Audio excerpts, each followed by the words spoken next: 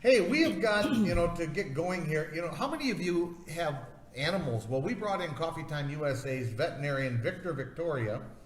And Victor, this is brought to you by Victor's Veterinarian Service because he knows what an animal is, so he can probably help you.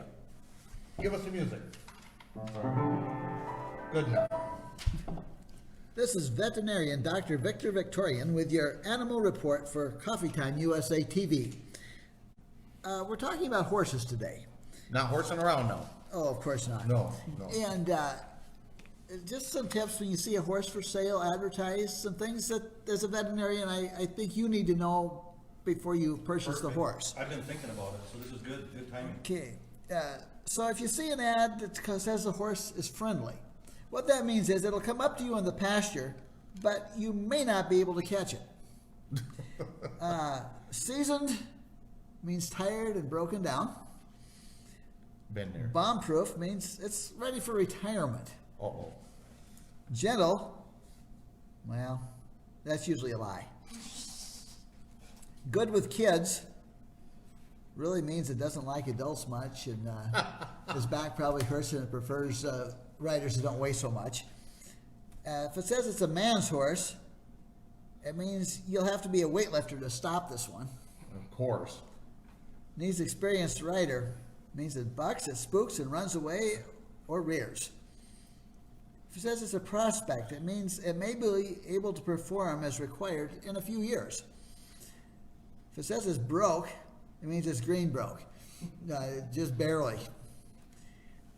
If it says it's ready to start, that means it's halter broke. If it says it loves trails, that's usually a sign that it hates arenas.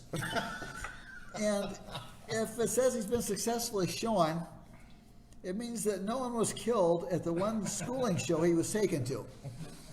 Well, this is Dr. Victor Victorian, your veterinarian from Coffee Time USA, reminding you that God created all the animals.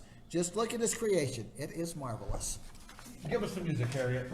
All right, thank you. Have any of you ever had any bad experience with horses? What happened, Marcia? We had, and it was a horse. It was a Shetland pony. I got on it.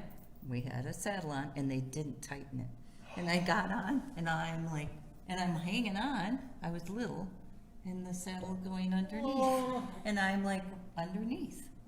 It's like, this is not good. Well, I fell off it, needless to say, but I was holding on. It just kept going.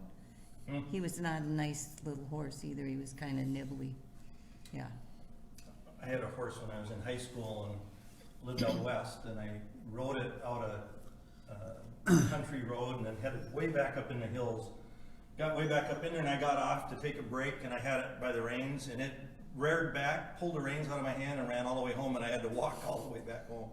At least I knew where to go. So. Any bad experience with horses with you? No, but I have a horse memory. You got a horse memory. I was riding the corn planter with my dad, and I must have been maybe 4 or 5 years old. It was time for lunch, so he unhooked the horses and we're heading home. Well, I couldn't keep up with them. So finally he gave me the reins, and of course I was probably running then to keep up with him. And I thought about that. Dad, you gave me the reins of that big team of horses, and I was maybe 2 feet tall. I